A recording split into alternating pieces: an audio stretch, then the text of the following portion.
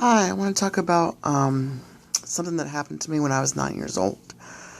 I had a shared death experience with my grandmother. Um, anyway, it happened in Texas, Brownsville. My grandmother was dying of stomach cancer, and I went to go visit her several times before she had her last moment of life. She was laying in her bed. Her eyes were a little bit closed, and she looked gray in the face. And I knew that that was going to be the last time I saw her alive. And I felt bad and everything, and I wanted to stay with her. But since I was only 9, my dad didn't allow me to do this, and he made me go home with my mom. And that night when I went to sleep, I prayed to God that he wouldn't take her until I said goodbye. And so I went to sleep, and I had an out-of-body experience, which I didn't know at the time, but I figured it out later.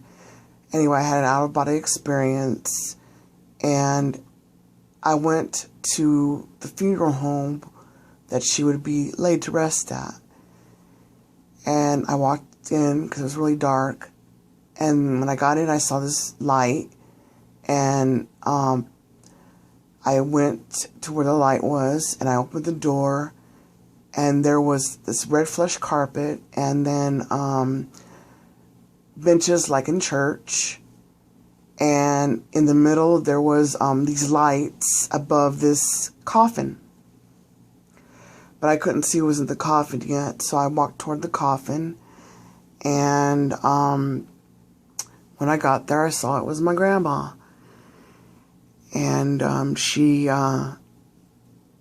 woke up, and she said, "Hey, how are you doing?" And she was dressed in pink, and she looked very beautiful. And I was so glad she opened her eyes. And she said to me, "Here, come up here and talk to me." So I climbed into the coffin with her, and we sat across from each other. And she really wasn't talking to me with her mouth, but it was in her head, like telepathic talking.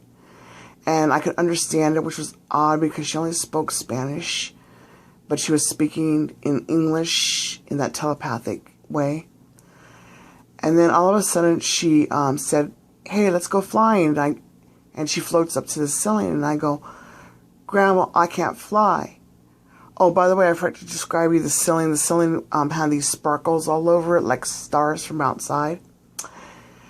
So anyway, I said, "Okay, I'll try." And I put my arms out, and I started floating into the ceiling too. And I said, "Wow, look at me, Grandma, I'm flying." And we flew together for a little while, and then I separated from her, and I flew over into a corner by myself. And then all of a sudden, the ceiling opened up, and this big, huge white light, as bright as the sun, comes in. And as I started floating down toward the ground, I look up into it, and I see 4 little lights on each side of the big light in the middle. And the 4 little lights are singing this very beautiful music. The music just makes you feel wonderful inside your body and everything. And then the voice started talking to me, and that's when I figured out it was God. And he said to me, "I'm taking your grandma home now, and I'm going to set you back on the ground because you can't come where we're going." And I go, "Is she going to heaven?" And he goes, "Yeah, she's going to heaven, but it's not your time, so you can't come with us." And I said, "Okay, well, bye, Grandma." And she smiled at me, and she was, going up toward where I assumed those 4 little lights were angels. And God said to me, "Before I go, I want to show you something." And he showed me like a vision of my life in Albuquerque, New Mexico, where I was living at the time. And he told me, I'm not going to show you beyond this because I want it to be a surprise to you. And he also said to me, what I am showing you isn't a permanent thing because this is the future and it can be changed. You know, like when the fortune tellers tell you your future, it's not set in stone. You can change it. But my feeling is you won't change because you're not into, really listening to me right now. And he was right. And then I floated back to the ground, and I woke up. And when I woke up, I was back in my body, in my room, laying in my bed. And I got up because it felt kind of warm, and I went to the kitchen to get something to drink. And I drank some cold water. And as I was drinking the cold water, I felt a presence pass through me as if saying goodbye. And later I figured out it was Grandma because I asked my dad what time she died. And he said that she died at 5:30 in the morning. And that's the time that I felt the presence. Anyway, when I went back home to Albuquerque, New Mexico, just like God showed me, my life did go that way. I didn't change a thing, just like he said. He predicted that I wouldn't. I felt really bad because I did some things I didn't really like, and I didn't change them. I did exactly what he showed me. But I also got this vision where I was able to see two things happen that was like a picture, but I was really watching it, and it happened. And I asked God to take that away from me because I didn't want that no more.